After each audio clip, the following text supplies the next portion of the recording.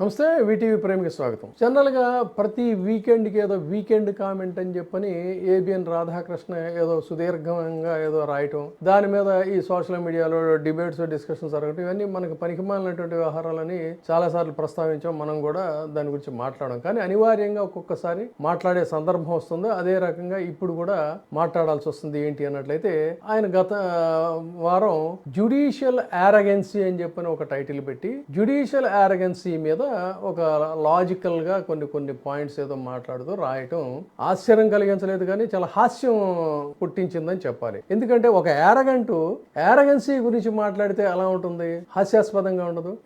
మామూలు తన ప్రపంచం చాలా చిన్న ప్రపంచం. అతను ఏమన్నా పోనీ జాతీయ మీడియాకి సంబంధించినటువంటి వ్యక్తి అంటే కూడా కాదు, కేవలం తెలుగు మీడియా. పోనీ తెలుగు మీడియాలో కూడా ఒక విశాల దృక్పథం ఉన్నటువంటి పోనీ జాతీయవాదంతోనో లేకపోతే సామాజిక బాధ్యత ఉన్నటువంటి వ్యక్తి అంటే అది కూడా కాదు. కేవలం ఏంటంటే ఒక పార్టీకి కొమ్ము కాసేటువంటి ఒక పత్రిక.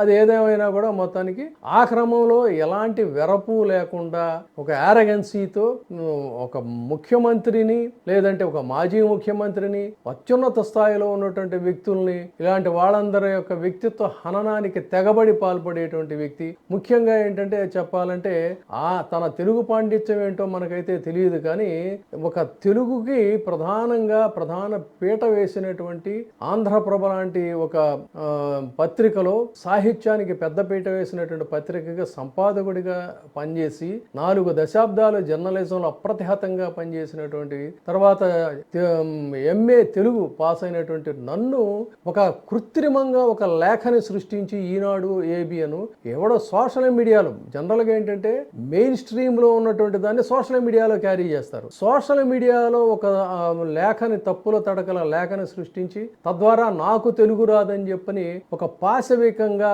ఒక కుక్కుడు స్టోరీ వేసి పైశాచిక ఆనందం పొందినటువంటి యారగెంట్ ఈ ఏబిఎన్ రాధాకృష్ణ అని చెప్పాలి. సరే, నా సంగతి పక్కన పెడితే ఎంతమంది పెద్దవాళ్ళని, తర్వాత ఇతని యారగెన్సీకి ఇంకొక ఎగ్జాంపుల్ ఏంటంటే డైరెక్ట్ లైవ్ ఎగ్జాంపుల్, ఇతను ఏదో ఇంకో ప్రోగ్రామ్ ఏదో ఉన్నట్టుంది. ఆ ప్రోగ్రామ్ లో చాలా మందిని ఇతను ఇంటర్వ్యూ చేస్తాడు. అతను కూర్చునే విధానం, అతని బాడీ లాంగ్వేజ్ కానీ, అతని భాష కానీ, అతని హావభావాలు కానీ, అవతల ఉన్నటువంటిది వేదాంగాలు అవపోసన పట్టినటువంటి స్వామీజీలు కావచ్చు, లేదు అన్నట్లయితే సైన్స్లో గొప్ప ప్రావీణ్యం సంపాదించినటువంటి సైంటిస్టులు కావచ్చు, నటనలో తమ అత్యద్భుత ప్రతిభా పాఠవాలను చాటినటువంటి నటులు కావచ్చు, ఇలా ఎవరైనా సరే వాళ్ళ ముందు కూర్చొని కాళ్ళు ఊపుకుంటూ అతి నీచంగా, అసలు వాళ్ళు వెళ్ళడం అనేటువంటిది ముందు వాళ్ళకు ఉండాలి, కానీ మనం అనుకునే లాభం. కానీ ఒక యారగెన్సీ అనేది ఏ ఫ్రేమ్ లో చూసినా ఇతని యారగెన్సీ ఉట్టి పడతా ఉంటుంది, చిదిమితే యారగెన్సీ కనపడతా ఉంటుంది. అటువంటి ఈ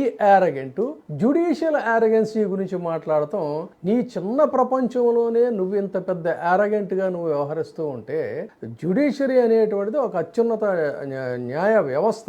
ఇది ఈ దేశంలో రాజ్యాంగంలో ఉండేటువంటి శాసనాలను పరిరక్షించేటువంటిది. సహజంగా వీఆర్ ఆల్ హ్యూమన్. ఒక రిటైర్డ్ సిజేఐ ఆయనే వ్యాఖ్యానించాడు ఏమనంటే, వీఆర్ ఆల్ హ్యూమన్ బీయింగ్స్, మేము కూడా అంతే, మేమేమి స్వర్గం నుంచి ఊడిపడలేదు, మేము కూడా ఆ బురదలో నుంచి పుట్టినటువంటి లోటస్ లాంటి వాళ్ళమే, మాకు ఆ బలహీనతలు ఉంటాయని ఆయన కూడా కామెంట్ చేశాడు. సో అటువంటి బలహీనతలు ఖచ్చితంగా వాళ్ళల్లో కూడా ఉండుంటాయి, కానీ వాటిని వేలెత్తి చూపించడానికి కూడా ఒక అర్హత ఉండాలి కదా. సో మన అర్హత ఏంటి, మనకున్నటువంటి అర్హత ఏంటి అనేది ప్రశ్నించుకుని అప్పుడు ఆ టాప్ పర్సనాలిటీస్ మీద మాట్లాడితే బాగుంటుంది తప్ప, నీలాంటోడు అలాంటివి మాట్లాడితే చాలా ఎబ్బెట్టుగా ఉంటుంది. అందుకనే ఈ మాట చెప్పాల్సి వచ్చింది. కాబట్టి యారగెన్సీ అనేటువంటి దీనికి ఆ 100% you are direct live example. You do not have any criteria to criticize the judicial arrogance. So you please mind. కాబట్టి జ్యుడిషియల్ యారగెన్సీ గురించి అణువు చిదిమితే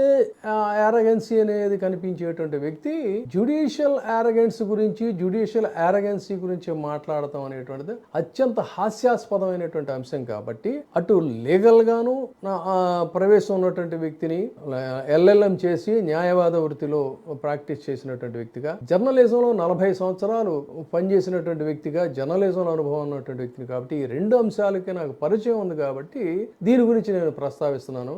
అదర్వైజ్ వీటి గురించి మాట్లాడటం కూడా టైం వేస్ట్. కాబట్టి యారగెన్సీ గురించి మాట్లాడటం అనేటువంటిది కరెక్ట్. Thank you. ఇప్పుడే సబ్స్క్రైబ్ చేయండి, లైక్ చేయండి, షేర్ చేయండి. వీటీవీ ప్రైమ్ నీ ఉత్తమాభిరుచుల సమ్మేళనం.